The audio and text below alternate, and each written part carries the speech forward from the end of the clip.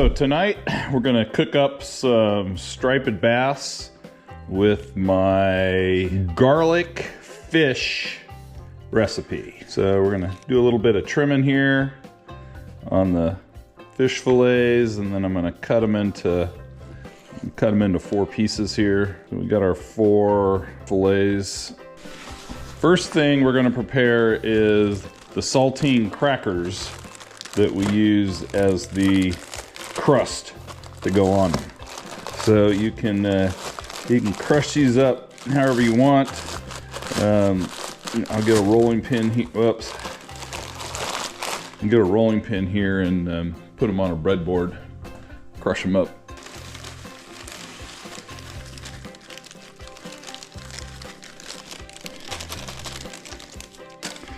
So we caught these striped bass on Lake Buchanan yesterday, right before the cold front hit Austin, Texas.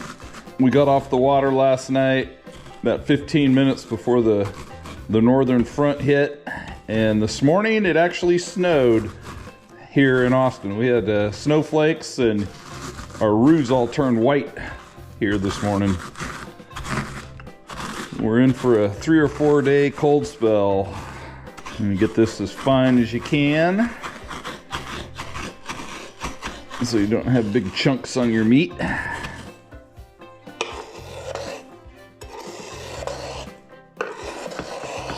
We hopped around to a number of spots on Buchanan yesterday and caught a few white bass. Could see lots of catfish on the live scope, but they were not going after our jigging spoons.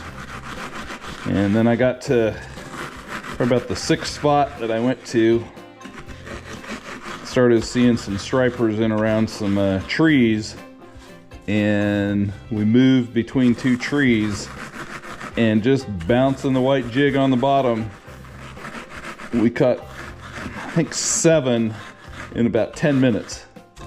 That was our biggest run of the day, and we had 5 keepers out of that. I'm seeing lots of bait out there in about 30 foot of water. Kind of tough to catch them with your cast net when it's down that deep. I caught mine on just about a 1 ounce white jigging spoon, and literally just tapping it on the bottom, hardly pulling it up, hardly bouncing it off the bottom at all. And you just barely see the humps on the live scope as they came swimming by and would hit those jigs. When you just bounce it on the bottom like that, you're kind of muddying up the water. Looks like kind of a wounded bait fish there down on the bottom having his last breath, and those stripers will go down. High stripers, whites, hybrids, they'll go down and smack those things. All right, so now we've got our crushed 1 package of crushed saltine crackers. It's just a little over a cup of saltine crackers there. All right, garlic salt. You usually use about 1 tablespoon of garlic salt to the cup of saltine crackers. We'll mix that up. If you like more garlic in it, you can add more. This is kind of just my taste level, or what I like to have. We need 2 more bowls.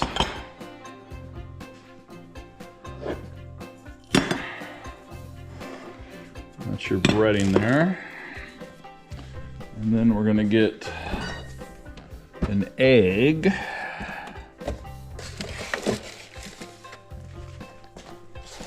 And some milk.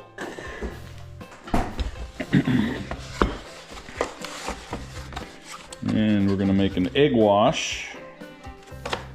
So just use 1 egg.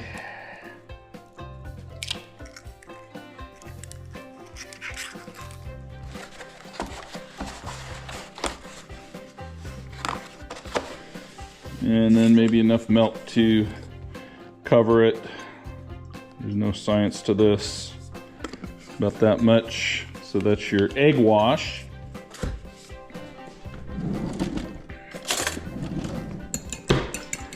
And now you're going to mix that up.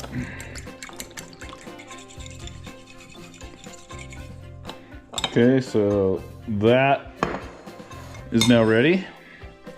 The next item I use, you can use any kind of flour. I have started using coconut flour for most everything that calls for flour. I just kind of like the taste of coconut, and now that they got flour out, it's pretty dang good. So I'm gonna put some coconut flour in there. This is what you dip the fish in at the first step. And then I will add, where's my, so I will also add some garlic salt to the coconut flour in the breading. Just sprinkle some in there, mix it up. Again, this is kind of garlic to taste.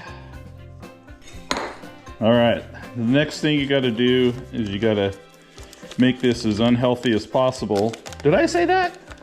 You gotta get some butter, because you gotta have your garlic drizzle to put on the fish. So get a stick of butter.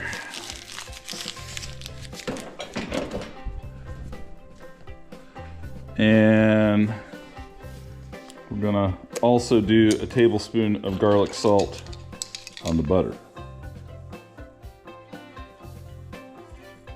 It's like I'm gonna be going back to the store to get another container of garlic salt. That you can put in the microwave and have that warmed up, ready to go. Or you can start warming it up. Put that one on for 30 seconds, get it going. All right, so now here's your steps that you're gonna take your fish through.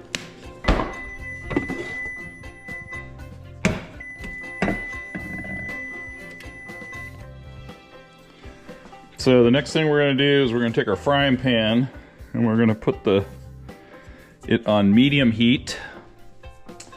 And we are going to get some coconut oil. You can cook this in whatever you want. I like to fry my fish in coconut oil. Does cost a little bit more than regular oil, but probably better for you. Oh, after I just said, yeah, get the butter so it's not good for you. Well, part of it's good for you, part of it's may not be good for you. Put in the comments what kind of oils you like to fry your fish in. You don't have to have a whole lot in here, just kind of to cover the bottom of the frying pan. You're not deep frying it, you're just kind of simmer frying it in there. So we'll start with that. Let that oil heat up while we get the fish doctored up. Okay, so now we're going to keep your hands clean. I always try to use some tongs at the different phases. So if you've got a couple different sets of tongs that you can use, it definitely helps out keeping your hands clean. So first step is put it in the coconut flour. Make sure it's totally covered.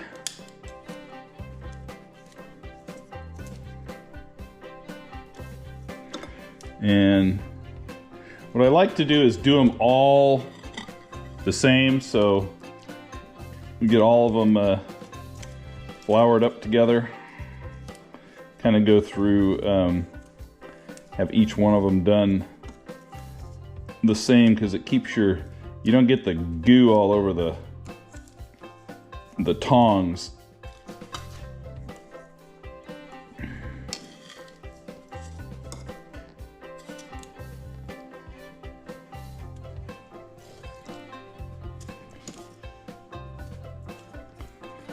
So this was one 20-inch striped bass that we're cooking up here tonight. This can, of course, this can be used on any type of fish.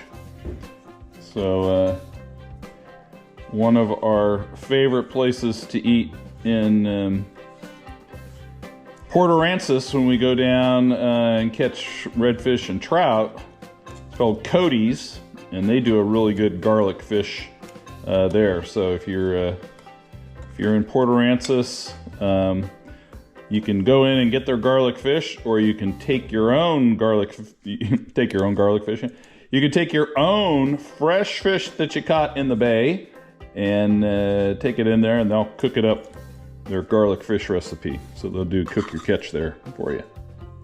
So this next step, I'm gonna do the dredge and the flour at the same time. So we'll take it out of there. We'll put it in the crackers. Roll it around in there a couple times, and it's ready to go. All right, let's go over here by the stove. Those tongs are kind of goobed up, so we're gonna go to another pair of clean tongs to put them in the cooker. All right, let's check and see how our butter's doing. All right, it's kind of about a third of the way there, so let's go another 30 seconds on that. And we're gonna wait until we get a little steam off of that that oil there, that coconut oil, before we put them on. Oh, starting to see steam come off the oil. Let's put her on.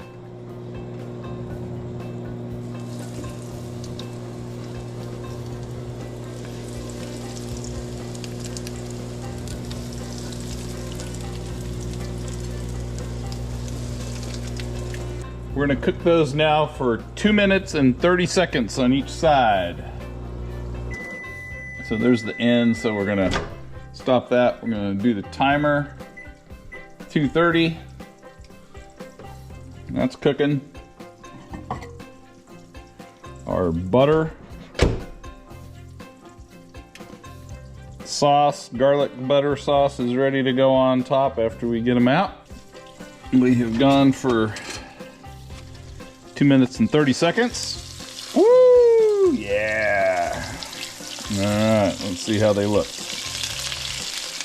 Golden brown on that side.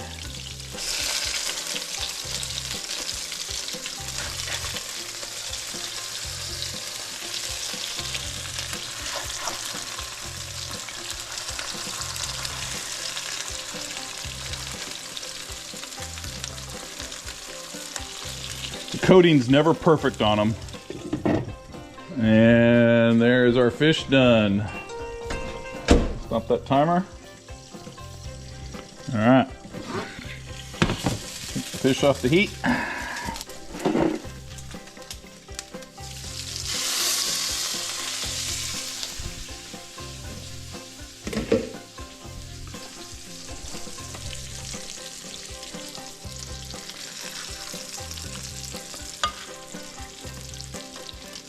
And now we can go sample it.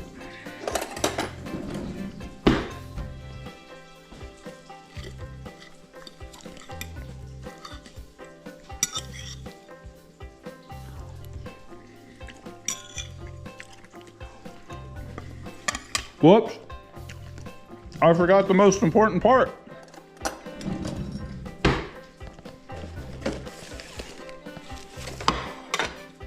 The butter drizzle. The garlic drizzle. It's so good even without it. But this adds a little bit more garlic to it. So again, it's up to your garlic taste, how much you want in it. You know, try it with a tablespoon. If you want more in it, you know, next time put 2 tablespoons in it. Wow, that's so good. So good. Well, there you have it. Garlic fish. Woo, yeah, I can taste that garlic there. All right, tight lines. We'll see you out there on the water. Catch some more of these. See my sausage making video here. See my blackened fish video here.